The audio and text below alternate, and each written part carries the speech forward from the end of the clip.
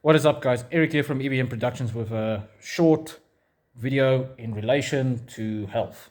So, okay, I have severe Crohn's disease with multiple complications that I'm dealing with daily. And today I noticed slowly that I'm quite sick today. And I want to talk about a certain aspect of, symptom from this. And that is chronic illness induced depression. So, most people have depression and then they're diagnosed and it's permanent. That's something that you need to go to the loony house. It's just a joke, running joke in my family, by the way. So, don't take this offensively. But you have to go to an institution usually to get treatment for this, proper pills, etc. Like it's really serious. And those kinds of people are in danger for themselves, others, work, etc. That's why somebody dealing with depression is very serious and it affects everything in your life. Now, because I have severe Crohn's disease and I'm not in remission right now, what happens is severe pain on certain days. Like I explain it to people like I'm dipped in molten lava at all times to the degree where I can't focus, I can't think. Anything feels painful. Like right now, the Crohn's disease is busy attacking my skin. And that's why if you guys ever see me red on the eyelids, etc., this redness here, it looks like eczema, but it's not. It's even worse. It literally peels away because it's attacking my skin. Because Crohn's disease attacks organs, multiple organs. So it differs from person to person. It's attacking my skin, and that means literally everything is in pain. While I'm sitting here, I'm in a lot of pain. And this leads to chronic illness-induced depression. So through this day, I've been trying to work, but the depression has been pulling me back so bad that I can't focus, I can't do anything. And right now, I'm just mad at the world, mad at stuff that's happened, etc. And I can't help it. And that's not me.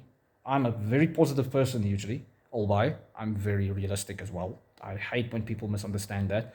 And I'm very straightforward about it because the martial arts taught me this, sorry. Martial arts taught me that if you are dishonest with yourself, even a millisecond, 1%, 1.1%, whatever percentage, you are lying to yourself and you're putting yourself in danger.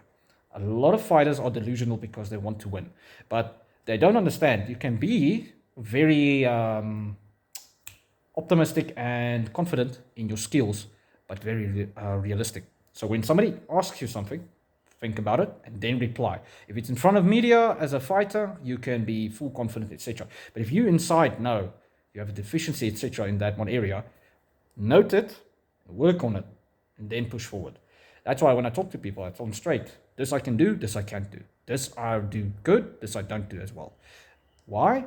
Because it doesn't pay to lie. And if you're in a fight, let's say a street fight, and you lied about a certain aspect of your skill set, you will die. People never see fighting as you're trying to kill that person. And that's why they lack on certain elements. Like this guy doesn't have cardio. He never really works on his cardio. He never gets the proper dietitians in, the proper trainers in to, on a scientific level, hit that zone. Especially the top fighters. I mean, like UFC, boxers, etc. You have to fix that. And a lot of guys, they don't. I do understand funds with the UFC fighters is different. But someone like Conor McGregor, he improved a lot later on with his cardio, but early in his career, he needed to invest in that. Guys with a lot of punching power, etc., gas out quicker.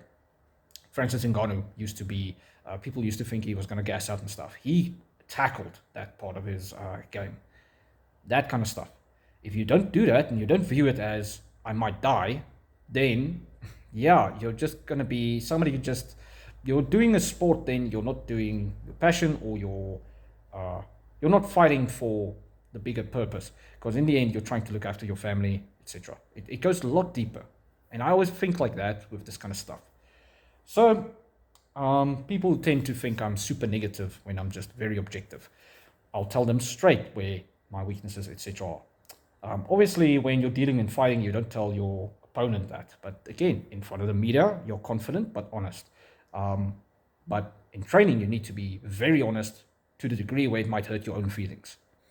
And I'm the same way with everything in my life. And me right now, I feel like that with everything right now. So I'm just letting it out everywhere. And people never accept this kind of stuff when somebody's going through it.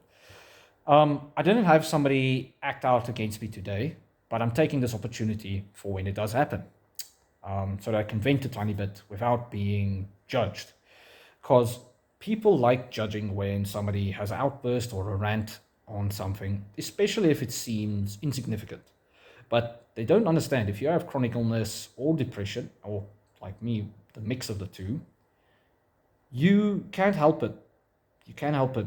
And I've been fighting it all morning, all day. I've been trying to do work on a lower level, just to be honest, because it's like I can't push myself past that mental barrier. I just feel like I'm on fire and negative and sad, pissed. It's just this ball of everything. And yeah, people never accept this. And my message here is people, do your homework and start being a bit more considerate about this stuff. If somebody with this kind of stuff, dealing with this kind of stuff, is working, be considerate. Like, let's say somebody has depression and they're not yielding results instantly. Like with me, I do recruitment for my day job as well as HR work. A little bit of everything, I'll say it like that. And what's happened the last few days is quite a few people ditched out on arranged interviews or did not accept my calls or reply my WhatsApps, reply my Facebook messages or my emails. Like I try to connect to these people always. These are qualified people that were chosen to participate in the interview. Not a soul replied. Now, the employer, I have to get to this one company, and the employer is like, why aren't you getting me people? Now, he doesn't know I'm sick, and I tend to not share this always, but a lot of people do. And there's two kinds of people. There's one person that will understand it and say, let's work around it. I'll give you a little bit more time. Doesn't need to be a lot more. I always say, give me one more chance. And then there's the opposite, where it's just like, that's unacceptable. I never want to talk to you or work with you again, because they see it as incompetence when it was not incompetence. It's my health. And then also on top of it, these people just being incompetent towards me.